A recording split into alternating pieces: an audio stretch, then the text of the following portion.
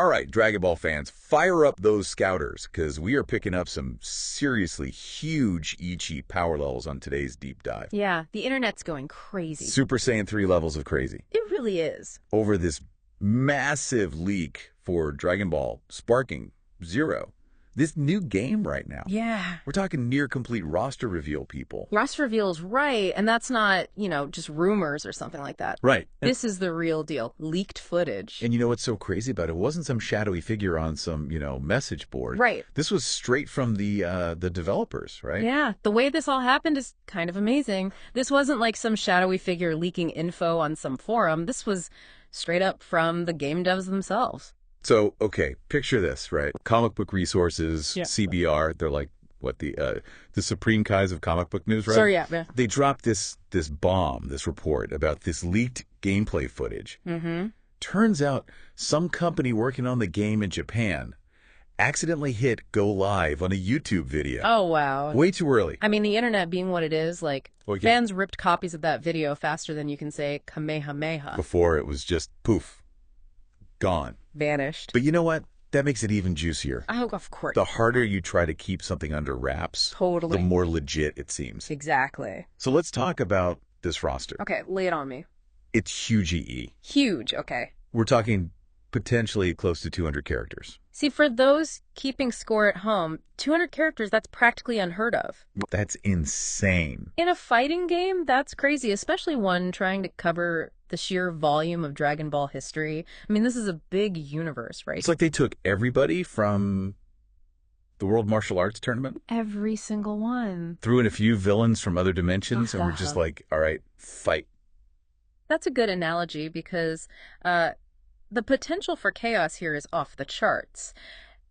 But more importantly, the strategic depth that a roster this size suggests. I mean, this could mean a deeper focus on team building mechanics. For sure. Kind of similar to what we saw in Fighter Z, Yeah. where, synergy between your fighters is really key. This is like building your ultimate three-person team. Absolutely. We're not just picking our favorite anymore. There's got to be some strategy. Oh, for sure. And they've given us a lot to work with. Mm-hmm. So remember all that hype with the GT characters. Right. They announced a couple of GT characters a while back. Yeah. Get ready for even more. Oh, even more. Super Saiyan 4 Gogeta confirmed. We got Pan and Yub joining the brawl.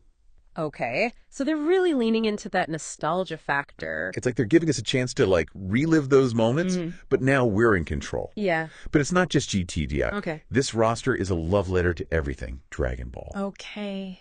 Remember those awesome and sometimes totally bonkers DBZ movies? The ones with the villains, that pushed the Z fighters to the absolute limit. Yeah. Even if those stories weren't technically, part of the main Dragon Ball storyline, what we call the canon. Right. When we say non-canon, we mean not part of the direct storyline of the manga, of the anime. Right. But they're still officially licensed by Toei Animation and all that. Right.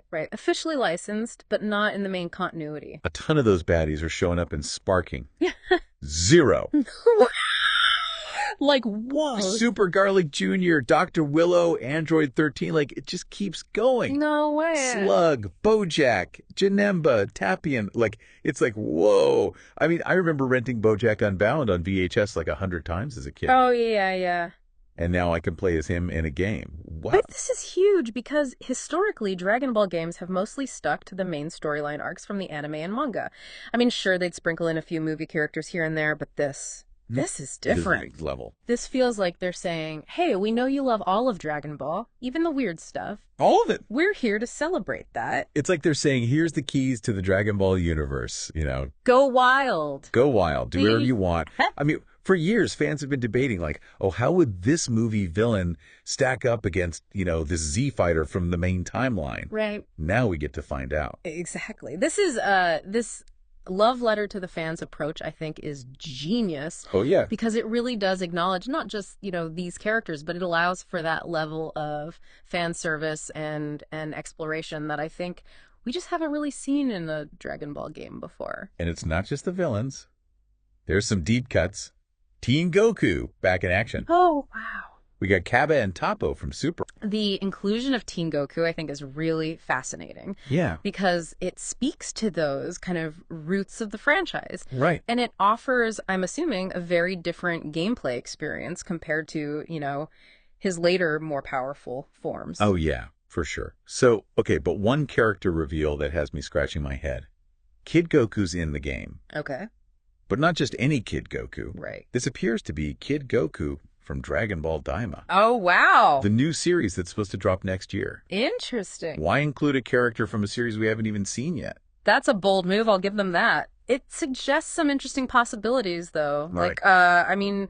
Could Sparking Zero potentially act as a prequel, setting the stage for Daima? Whoa. Or maybe we'll at least get, some hints, clues. Easter eggs. Yeah. Like little nods to Daima. So it's sprinkled throughout the game. You're blowing my mind right now. Are we talking like a multimedia overarching? Potentially. Oh my gosh. I mean, it's not outside the realm of possibility. I think the inclusion of Daima's Kid Goku is a pretty substantial clue. Okay. We might even see, additional Daima characters, maybe as DLC later. Dude, stop. Stop. My brain is like short-circuiting right now. Yeah. This is okay. So we're talking Daima connections. But you know that this makes me think about? We're talking about who is in the game, but with a roster this big. Right. Who isn't there?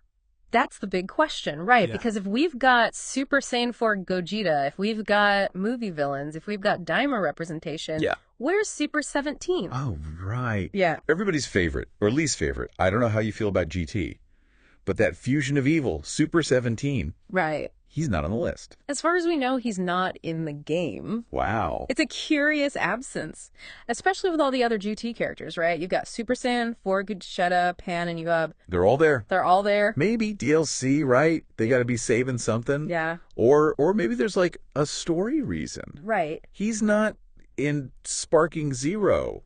It's possible. Maybe it ties into, Daima Oh, in some weird way. there you go. See? Oh my gosh. I love this. This is why I love like a good leak. Oh, yeah. It's not just about like, oh, here's a little sneak peek. It's about speculation. It's about the possibilities.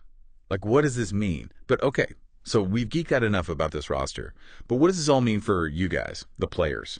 Well, first of all, just the magnitude of this roster reveal, I think, is huge for Dragon Ball fans, right? Because this just opens up a whole new world in terms of gameplay. Right. You want to recreate the Cell games with your own team. Go for it. Yeah. You want to pit movie villains against superheroes? Do it up. With like almost 200 characters. Yeah. The strategy, right? This is not just like, we're not just button mashing here. Oh, no. We're thinking about team synergy and matchups and support. Like this is next level. Absolutely. This is high-level Dragon Ball fighting, right? Yeah. And you can't forget about the online multiplayer aspect of it, too. Yeah. I mean, the tournaments, the rivalries, the endless debates about, like, tier lists and team compositions. This game has the potential to be huge. Absolutely. Just the hype that this has generated online. Oh, yeah. People are speculating about DLC characters, about the storyline, It's great. about this potential Daima connection.